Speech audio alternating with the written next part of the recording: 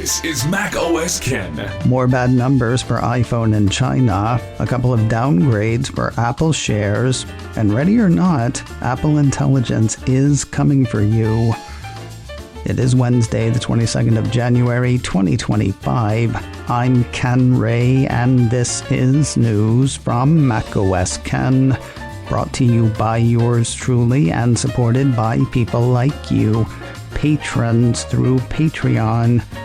Find out more and add your support at patreon.com/MacOSKen.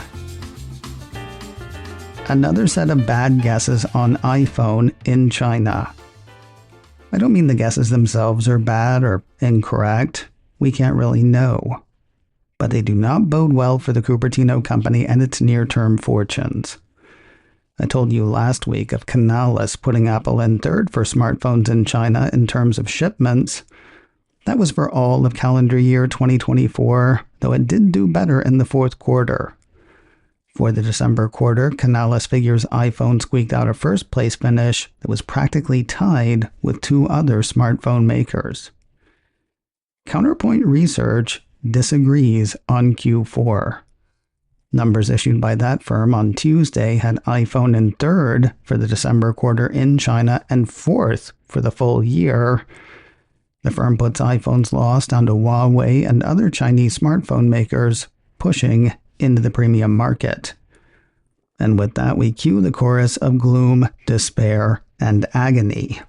A piece from Bloomberg had shares of the Cupertino company handed not one but two downgrades by two analysts on Tuesday, as well as target reduction from a third. The two downgrades were from a couple of analysts who have actually been kind of tepid on Apple shares. Jefferies analyst Edison Lee and Loop analyst Ananda Barua. Starting in the Loop, Bloomberg had Barua worried about weak iPhone sales and the belief that they will get weaker. According to the piece, he's expecting a material iPhone demand reduction starting this quarter, then becoming more pronounced over the next 2 quarters. While things could turn around, that will not happen for the next 9 months, according to the analyst. So I guess he's expecting no love until iPhone 17.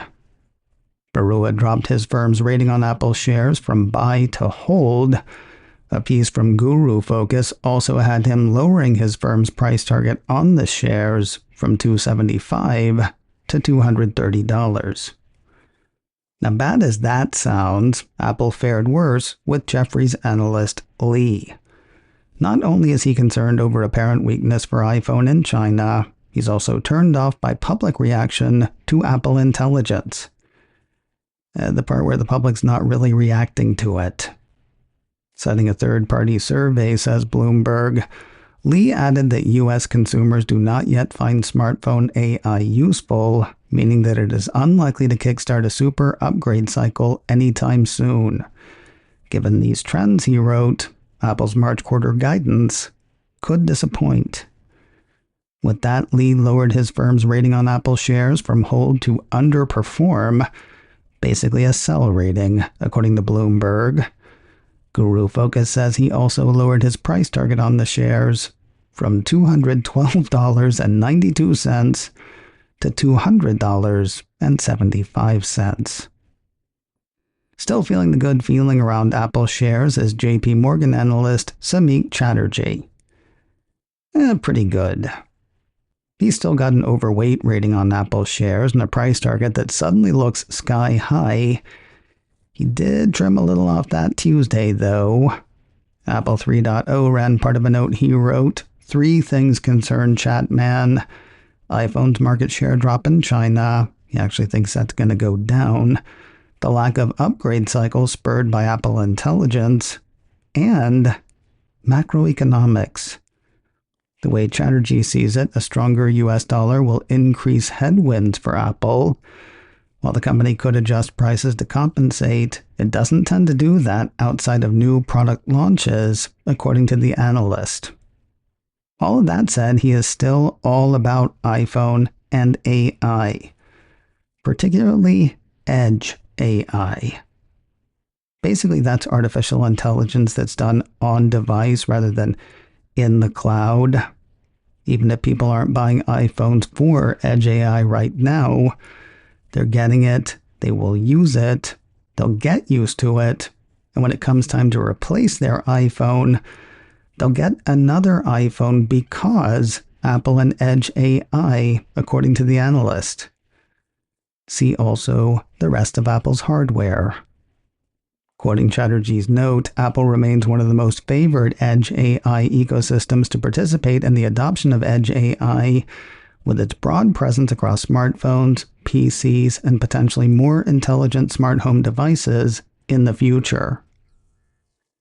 Also, Apple's got this services thing going on, so that's still pretty cool. Mr. Chatterjee maintains an overweight rating on Apple's shares. He did trim his price target on the shares from $265 to $260. Apple shares were off a little over 3% on Tuesday, dropping $7.34.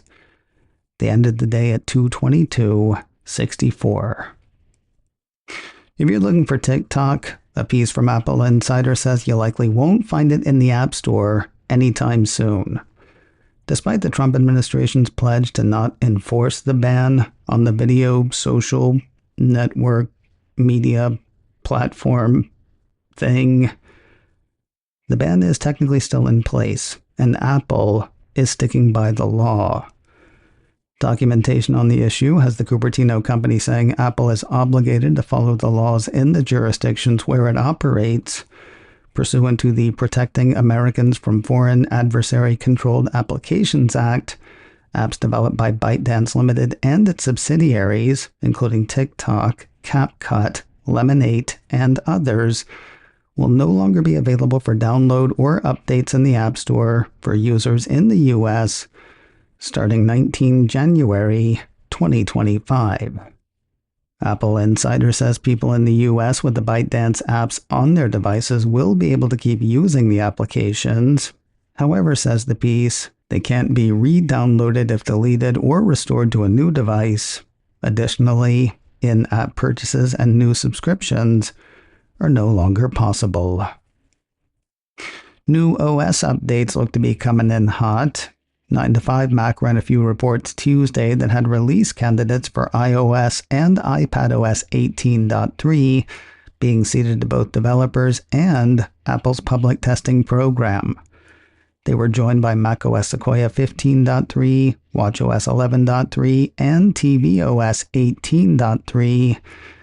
visionOS 2.3 was also seeded to developers, though Apple's still not putting versions of that out to public testing people. If you're in the public testing program, you know what to do. If you're not and don't but want to be and wanna, info is available at beta.apple.com. Of course, at this point, you could just wait. Seems likely the updates will be out in about 1 week or less. And finally today, there is something of which to be aware ahead of the public releases of the next round of OS updates. A piece from iDownload blog says Apple Intelligence will be turned on automatically on machines that can take it when iOS and iPadOS 18.3 are installed, along with macOS Sequoia 15.3. According to iOS 18.3 developer documentation, for users new or upgrading to iOS 18.3, Apple Intelligence will be enabled automatically during iPhone onboarding. Users will have access to Apple Intelligence features after setting up their devices. The piece points out Apple's wording makes it difficult to ascertain whether people will have a chance to decide whether or not to turn on Apple Intelligence during the setup process. You know, the way they get to decide about Siri, Face ID, Apple Pay, and other Apple services. If forced to turn it on, they will at least be able to turn it off.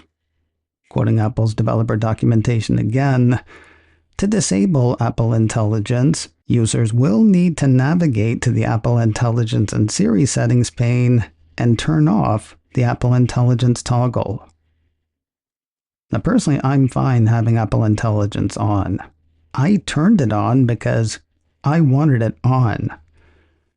I know they can turn it off, but If Apple's forcing it on first, that seems pretty uncool. macOS Ken, brought to you by me and supported by people like you, patrons through Patreon. Find out more and add your support at patreon.com/macosken. Advertising handled by Backbeat Media, online at backbeatmedia.com. You can reach me a couple of ways. info@macosken.com or call 716-780-4080. Until next time, that is news from macOS Ken. I'm Ken Ray.